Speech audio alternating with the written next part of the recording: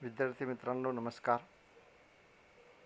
आजच्या भागामध्ये आपण इयत्ता 8वी परिमेय संख्या व त्यावरील क्रिया हा घटक परिमेय संख्यांची ओळख आपण या ठिकाणी करणार आहोत.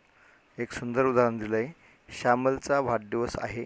तिने एक मोठा केक आणला आणि त्याचे समान 8 भाग केले. ओके. मग आता कोणकोणते भाग काढले ते आपण पाहूया. या ठिकाणी आकृतीमध्ये 8 भाग बरोबर केले. 8 जणांना वाटायचे आहे म्हणून. मग या ठिकाणी केकचे एकूण किती भाग केले? 8 केले. तिच्या लहान भावाने खाल्लेला केक 2 केक खाल्ले. 8 भागापैकी 2 म्हणून कसं लिहिलं? 2/8.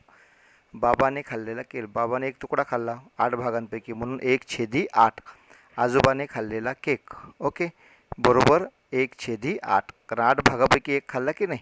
नंतर श्यामलने खाल्लेला केक, श्यामलने पण 2 तुकडे खाल्ले केकच्या. 8 भागापैकी 2 भाग त्याने खाल्ले. आईने खाल्लेला केक 8 भागापैकी 1 आणि आजीने खाल्लेला केक 8 भागापैकी 1, हो की नाही. या सगळ्यांची जर बेरीज केली तर किती येतात? 8 येतात. 8/1 म्हणजे पूर्ण एक केक तयार होतो. थोडंसं आपण विचार करूया. एका केकचे 0 समान भाग होतील का? आणि त्यातील भाग खाता येतील का? 0 भाग म्हणजेच काय? एक पूर्ण केक होईल. 8 लोकांना मिळू शकणार नाही. म्हणून मग काय होईल? नाही.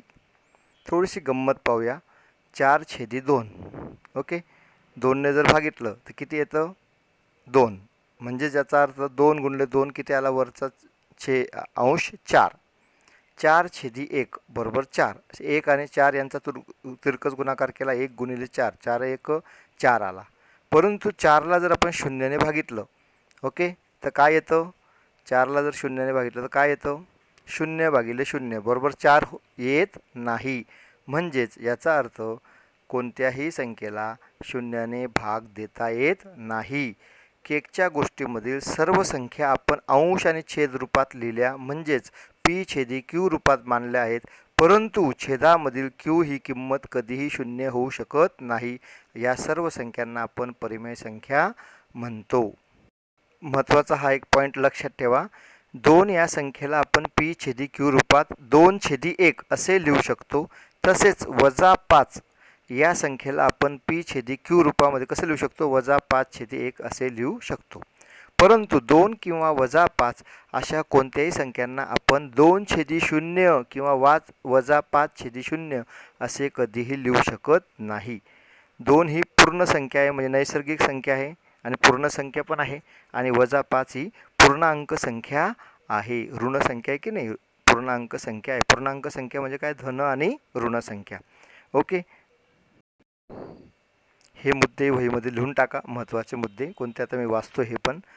काय समजलं आपल्याला? की p/q रूपात मांडता येणाऱ्या आणि qची किंमत फक्त 0 नसणाऱ्या कोणत्याही संख्येला परिमेय संख्या म्हणतात. दुसरी गोष्ट काय समजली? की सर्व नैसर्गिक संख्या, पूर्ण संख्या आणि पूर्णांक संख्या, दशांश रूपातील संख्या p/q रूपात मांडता येतात. फक्त त्यांचा छेद कधीही 0 असत नाही. नैसर्गिक संख्या 2 आहे, 2/1. पूर्ण संख्या आहे 3 आहे, ही पण पूर्ण संख्या आहे, 3/1. पूर्णांक संख्या म्हणजे धन आणि ऋण -8/1 ही पण लिहिता येईल. दशांश अपूर्णांकाची संख्या असेल 4.1, ही पण आपल्याला p/q रूपात लिहिता येते. सर्व अपूर्णांक हे परिमेय संख्या असतात. परंतु सर्व परिमेय संख्या या अपूर्णांक असतीलच असे नाही. पहा, महत्त्वाचं विधान आहे.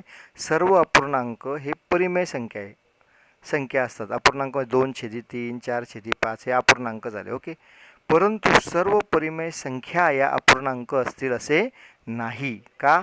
तर अपूर्णांक संख्या केव्हाही ऋण असत नाही. तर परिमेय संख्या या धनही असतात आणि ऋणही असू शकतात. दोघांमध्ये हा फरक आहे. अपूर्णांक म्हणजे 2/3 हा अपूर्णांक पण आहे आणि परिमेय संख्या पण आहे.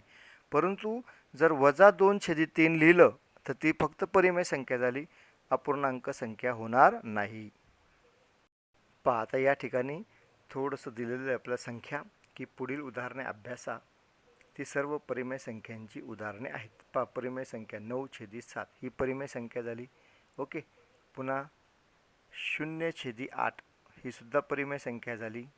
6 ही सुद्धा परिमेय संख्या झाली. 12 कारण 12 सुद्धा 12/1 मध्ये लिहिता येते. -18 मगाशी सांगितलं आपण परिमेय संख्या धनही असतात ऋणही असतात. -18 -18/1 ही पण परिमेय संख्या आहे. 2.1 ही सुद्धा परिमेय संख्या आहे. ही पण आपल्याला अंश आणि छेद रूपात लिहिता येते. आता आपण परिमेय संख्या नसलेली उदाहरणं. कोणती संख्या परिमेय नसेल? 8/0 शून्याने भागता येत नाही म्हणून ही परिमेय संख्या नाही. -12/0.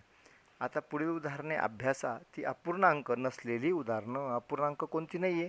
-5/4 अपूर्णांक नाही आहे. का? की वरचा अंश वजा आहे आणि वजा असेल तर ते अपूर्णांक नाही. -5/4 ही परिमेय संख्या झाली. 9/0 शून्याने सुद्धा भागता येत नाही म्हणून हा सुद्धा अपूर्णांक नाही. ओके. पुढे 12/3. आता हा वरती परिमेय संख्या तर आहेच, परंतु याला जर भाग दिला 3 1 3 3 चौक 12 पूर्ण भाग जातो म्हणून ही सुद्धा अपूर्णांक संख्या नाही. चला आता वरील भागात आपण जी चर्चा केली आपल्याला खरंच समजलं का बरं? त्यासाठी एक छोटासा तक्ता दिला आहे. त्याच्यामध्ये फक्त आपल्याला बरोबरची खूण करायची आहे. पहिली संख्या आहे 12. परिमेय आहे का? आहे. ओके. म्हणून मग या ठिकाणी आपण बरोबरची खूण करूया. परिमेय आहे. ओके. परिमेय आहे. ओके. अपूर्णांक आहे का? नाही आहे. पुढे -7/9 ही परिमेय आहे का? हो. आपण मगाशी पाहिलं की परिमेय संख्या धनही असतात ऋण असतात. 7/9 अपूर्णांक नाही कारण तो ऋण आहे म्हणून अपूर्णांक नाही. 17/0 परिमेय आहे का? नाही. परिमेय पण नाही आणि अपूर्णांक पण नाही. हो की नाही? 8/9 हो की हा परिमेय संख्या पण आहे आणि अपूर्णांक पण आहे. अशा रीतीने पहिल्यांदा शीट वाचा, व्यवस्थित कृतीपत्रिका लिहा आणि उत्तरं लिहा. अत्यंत सोपं आहे. ओके. धन्यवाद.